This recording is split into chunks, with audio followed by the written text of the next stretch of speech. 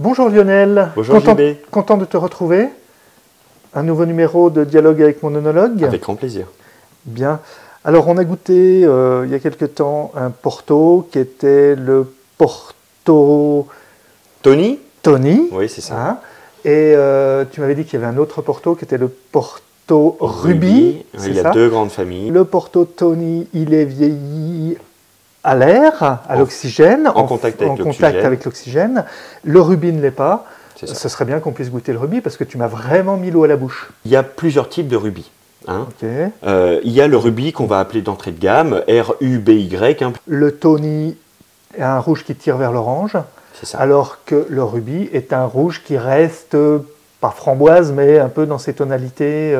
C'est ça, complètement. On a vraiment une couleur qui ressemble tout à fait à votre vin rouge de tous les jours. Bon, vin rouge assez puissant. Hein. Petite question, il est produit au même endroit que le Tony? Bien sûr, dans la même lodges, les port lodges, donc, ou alors on appelle ça aussi des quintas. Quintas, c'est le nom du domaine. Hein. Donc, quand on arrive, on va faire à droite les Tony, à gauche les rubis. Certains seront toujours en contact avec l'oxygène, les Tony, certains feront leur vie sans oxygène, les rubis. On a effectivement donc, dans la catégorie des vins de rubis, plusieurs niveaux de qualité. On a le rubis d'entrée de gamme, qui lui va être un vin qui va être mis en bouteille assez rapidement, généralement avant 3 ans. Donc on a les rubis et ensuite le rubis réserve. Le rubis réserve, donc là c'est le cas, on va passer plutôt à 5 ans d'assemblage. On arrive à la crème de la crème des rubis, c'est le LBV. LBV comme Late Bottled Vintage. Donc celui-ci c'est un rubis avec une année, effectivement 2013. Et Late Bottled, ça veut dire mis en bouteille tardivement. Alors donc, mais là tu me parlais des réserves qui avaient 5 ans. Oui. Là on est en 2013, nous maintenant on est en 2020, là depuis peu. Donc il a 7 ans seulement. C'est en fait ce qu'on appelle, ce que les Anglais surtout ont appelé le millésime du pauvre. C'est un vin généralement qui est non filtré. Donc comme il a vieilli avec l'ensemble de ses sédiments, hein, oui, ça participe un petit peu à l'élaboration du vin. Oui. Alors est-ce qu'on retrouve un peu des dépôts dans la bouteille parfois? Exactement. Ça fait donc que c'est un rubis de garde, un rubis de grande qualité. C'est ce que j'allais dire, c'est-à-dire qu'on peut le garder un certain temps. Oui. En cave et qui va évoluer au même titre que des bons Bordeaux. Donc celui-ci, 2013, fait par Ramos Pinto. Tu vois la couleur est... Ah oui, oui, un Bordeaux à côté, je ferais difficilement la différence. On ne voit pas à travers. Non. C'est fou, hein? Ah oui, c'est vraiment... Très intense. On a des larmes qui sont tout aussi présentes et qui présentent un peu les mêmes caractéristiques qui descendent tout doucement. Donc on a du sucre. Il y en a énormément, hein. Il y en a des dizaines. Donc ça veut dire qu'on a beaucoup d'alcool parce qu'il y en a beaucoup et elles descendent lentement du sucre. Bravo. Je l'ai servi volontairement dans un petit verre, hein, pour que les arômes soient concentrés au nez. Est-ce que... Ah bah c'est impressionnant, oui, au niveau de la concentration, c'est puissant. Hein. C'est très puissant. Qu'est-ce que tu ressens comme arôme? Là j'ai du fruit. Beaucoup. Du fruit, mais du type abricot. Est-ce que tu l'as sous forme de confiture? Ou alors tout frais? Oui, non, c'est ça, ouais, tout à fait. Donc la confiture d'abricot. La confiture de fruits à noyau. C'est presque tu vois, le goût de l'amande du noyau d'abricot. Ce qui est très intéressant, c'est que tu as dit qu'ils étaient plutôt compotés. Oui. Et ça, c'est très intéressant. On peut être dans un verger, à la fin de l'été, presque début de l'automne, et parfois on a de ces odeurs qui ne sont pas désagréables du tout, hein, mais qui sont très puissantes. Tu vois, quand on est dans un climat froid, on a les arômes de fruits frais. Hein, la cerise qu'on vient de prendre de l'arbre. Quand on est dans un climat chaud, on a les arômes de fruits très mûrs. La cerise qui va tomber de l'arbre, qui est très très mûre. Et puis quand on a un terroir très chaud comme en Porto et une méthode d'extraction particulière, ça renforce encore, on a ces goûts de fruits un peu pourris même. Est-ce que tu es donc capable de sentir le sucre? Tu sais, comme quand tu ouvres un pot de confiture par exemple, ça sent le sucre. Je dirais que oui. D'accord, tiens. Hop. Voilà un pot de sucre, un pot donc de confiture. Ah, mais il a vieilli moins longtemps que... Ça sent moins le bois, oui. Non, mais ouais, c'est cuit au chaudron. Ça sent le sucre, ouais. Et c'est vrai qu'on retrouve... Tu sens le sucre directement? Oui. Et ben c'est pareil dans un vin. Allez, je te propose de le goûter. Eh ben d'accord.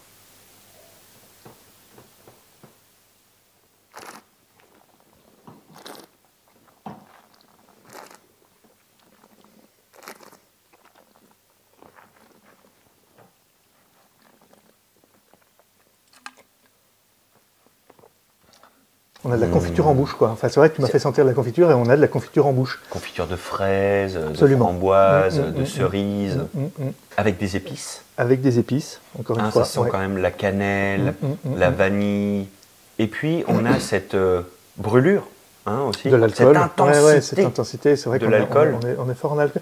Mais encore une fois, c'est un alcool qui n'est pas agressif. Qui est bien intégré. Qui est intense, mais qui est plein de rondeur. Qui est très intense, je trouve. Ouais. Et puis également les tanins dans les joues, si je ne me trompe pas. Les tanins, c'est les tanins de bois, puisque ce vin est passé très longtemps dans des barriques, il vient se mettre ici. Il vient assécher l'intérieur des joues. Et puis on a effectivement aussi, sur le dessous des lèvres, on a cette intensité de tanin des peaux. Ça, c'est un vin qui reste éminemment primaire, très fruité. Tout à fait.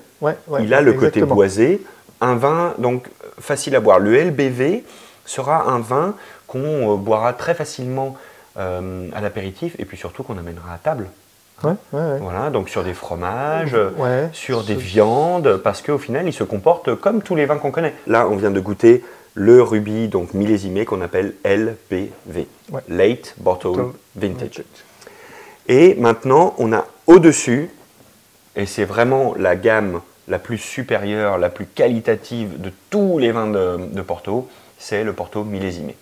En fait, Porto partage une des caractéristiques communes avec la Champagne, c'est qu'il y a un organisme qui, chaque année ou assez régulièrement dans la décennie, va déclarer un millésime, va déclarer une meilleure année. Cette année est exceptionnelle.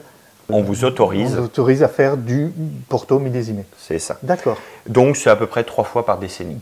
C'est des vins exceptionnels en qualité, effectivement peut-être rares à trouver, et puis plus chers, des vins de prix. C'est ce que j'allais te dire.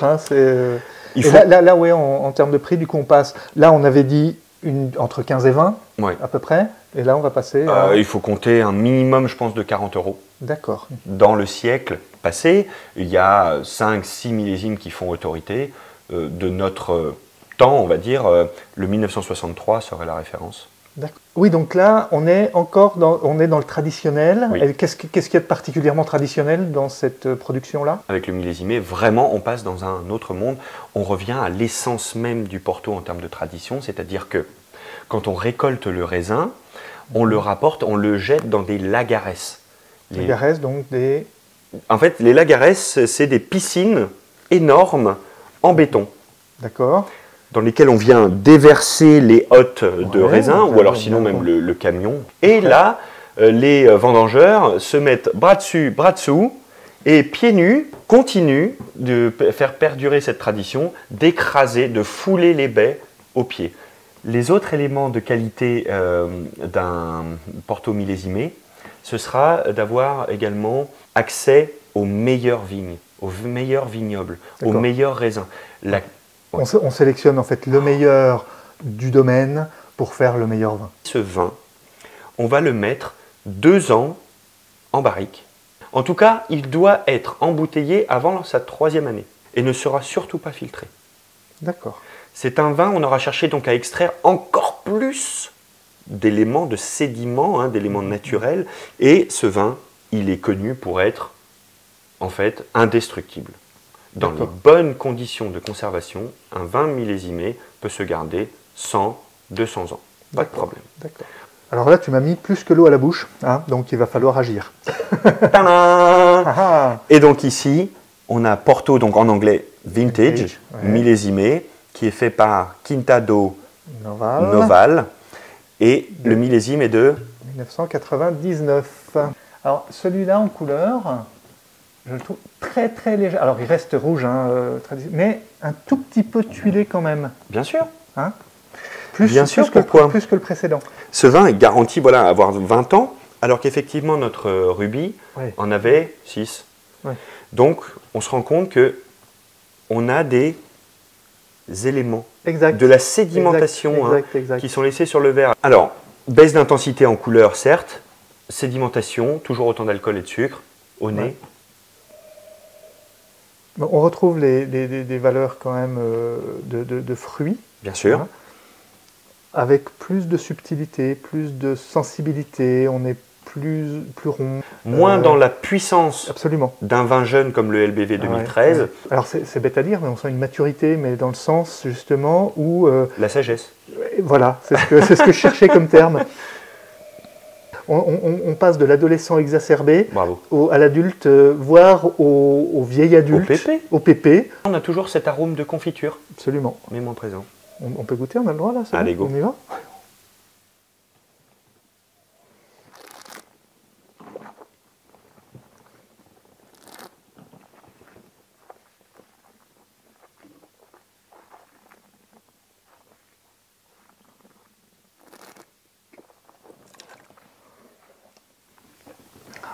Ah, c'est un plaisir parce que c'est un vin qu'on garde en bouche, qui tourne, qui reste là. Ouais, c'est de la volupté. Puis une longueur, là, je l'ai encore en bouche, quoi, là, alors que ça fait un moment qu'on l'a goûté maintenant. Alors on a toujours ces fruits, hein, il fait partie de cette famille des rubis, mais en même temps... Je trouve presque de la prune, là, maintenant. Je sais pas si tu... Oui. Hein, et puis, plus que l'autre. On n'a pas évoqué avec les rubis et puis le LBV, mais on a ce goût très prononcé de kirsch. Ouais. D'eau de vie, parce que effectivement c'est la méthode de production, on a rajouté de l'eau de vie pure. Alors, le millésimé, c'est vraiment une bouteille à garder pour des occasions spéciales. Le prix aussi le conditionne forcément. À faire vieillir, c'est un jeu. On le regoute? Ben ouais, volontiers, ouais, parce que c'est un plaisir.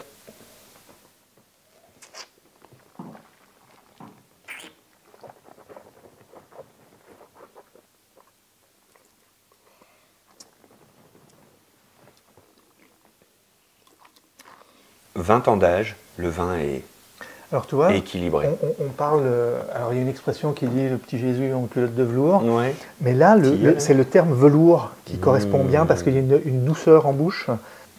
Santé, JB. Santé.